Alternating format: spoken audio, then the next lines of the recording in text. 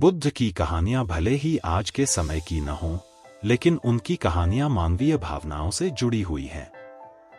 इसीलिए वे आज भी हमारा मार्गदर्शन करते हैं।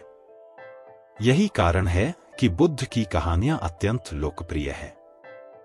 इसीलिए आज हम आपके लिए बुद्ध की एक लोकप्रिय कहानी लेकर आए हैं, जिसका शीर्षक है जब कोई अपमान करता है। यह जीवन से जुड़ी कहानी है और इसलिए सभी को पसंद आती है। हमें उम्मीद है कि आपको गौतम बुद्ध की यह कहानी पसंद आएगी। एक बार बुद्ध किसी गांव से गुजर रहे थे। उस गांव के लोग उसे पसंद नहीं करते थे। उन्होंने बुद्ध को घेर लिया और गालियां देने लगे।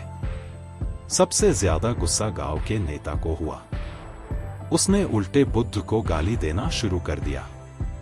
लेकिन बुद्ध इस सब से बेपरवाह होकर मंद मंद मुस्कुराते रहे। सरदार बहुत देर तक बुद्ध को गालियां देता रहा, लेकिन कुछ देर बाद उसका मुंह सूखने लगा, जिससे वह चुप हो गया। यह देखकर बुद्ध ने कहा, यदि तुम्हारी बात पूरी हो जाए तो मुझे आगे बढ़ना चाहिए। मुझे आगे गांव जाना है। वहां लोग मेरा इंतजार कर रहे होंगे। यह देखकर गांव का एक आदमी बोला, हम आपका अपमान कर रहे हैं, गाली दे रहे हैं, लेकिन आप जवाब देने की बजाय मुस्कुरा रहे हैं। आप इस पर प्रतिक्रिया क्यों नहीं देते? बुद्ध ने कहा, वत्स, तुम्हें आने में थोड़ी देर हो गई। 10 साल पहले आते तो मजा आता, क्योंकि 10 साल पहले मैं भी तुम्हारे जैसा था। यदि उस समय तुम मेरे बारे में बुरा बोलते या मुझे गाली देते तो मैं भी क्रोधित हो जाता। इससे ज्यादा तो मैं तुम्हें गाली देता। संभव है कि वह शारीरिक हिंसा का भी सहारा ले, लेकिन अब मैं आगे बढ़ चुका हूं। मैंने अपना सारा गुस्सा और नफरत पीछे छोड़ दी है। अब मैं उस जगह पहुंच गया हूं जहां तक आपकी गालियां नहीं पहुंच पाती। तुमने मुझे गाली दी, यह तुम्हारी भावना है, लेकिन आपकी भावनाएं मुझ तक नहीं पहुंच रही हैं। मुझ पर इसका आरोप तभी लगाया जाएगा जब मैं इसमें भाग लूंगा, एक बार मैं उन्हें स्वीकार कर लूं। लेकिन मैं आपकी इस हरकत से तटस्थ हूं, इससे कोसों दूर हूं। यही कारण है कि मैं अभी भी पहले की तरह शांत हूं। यह सुनकर सरदार बोला, अरे ऐसा कैसे? मैंने तुम्हें गालियां दी हैं और पूरे गांव के सामने तुम्हें गालियां दी हैं। फिर इसे लेने या न लेने का क्या मतलब? बुद्ध ने कहा, वत्स, मैं कल एक गांव में गया था। वहां लोगों ने मेरा उपदेश सुना। वे बहुत खुश हुए। ग्राम प्रधान मेरे लिए मिठाइयां लेकर आए और मुझसे खाने का आग्रह करने लगे।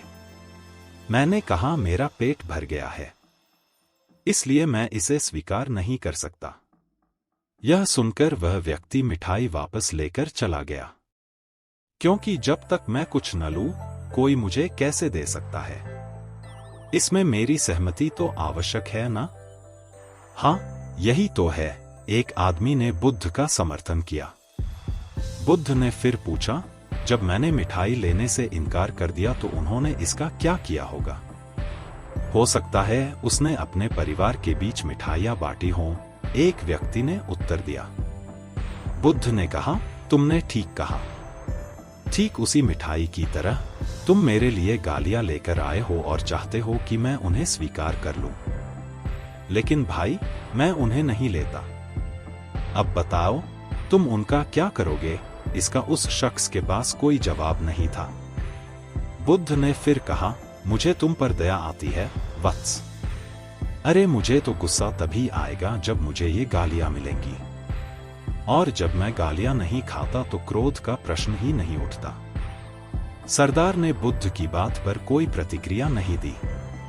शायद वह कुछ सोच रहा था।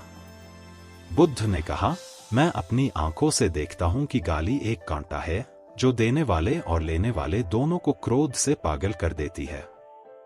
तो फिर तुम ही बताओ, मैं आंखों से भी कांटों पर कैसे चल सकता हूं? आंखें रहते हुए मैं गालियां कैसे खा सकता हूं? और होश में रहते हुए मैं क्रोध कैसे कर सकता हूं? मुझे क्षमा कर दो वत्स, मैं तुम्हारा उपहार स्वीकार करने में असमर्थ हूं। इतना कहकर बुद्ध ने हाथ जोड़ दिए।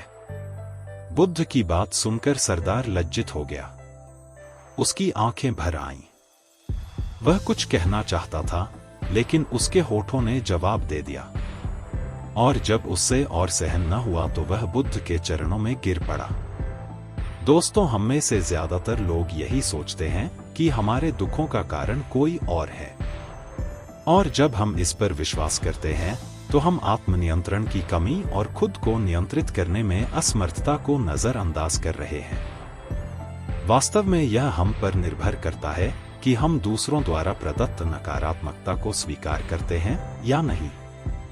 यदि हम नकारात्मकता को स्वीकार करते हैं तो हम अपने पैरों पर कुल्हाड़ी मारते हैं, और जब हम उसे अस्वीकार कर देते हैं तो घृणा, क्रोध, हिंसा सभी से मुक्ति मिल जाती है। दोस्तों, हम आशा करते हैं कि आपको यह बुद्ध कहानी, जब कोई अपमान करता है, पसंद आई होगी। दोस्तों, हम आपसे फिर मिलेंगे ऐसे ही रोचक और उपयोगी कहानी के साथ। तब तक आप जहां भी हों खुश रहें और खुशियां बांटते रहें।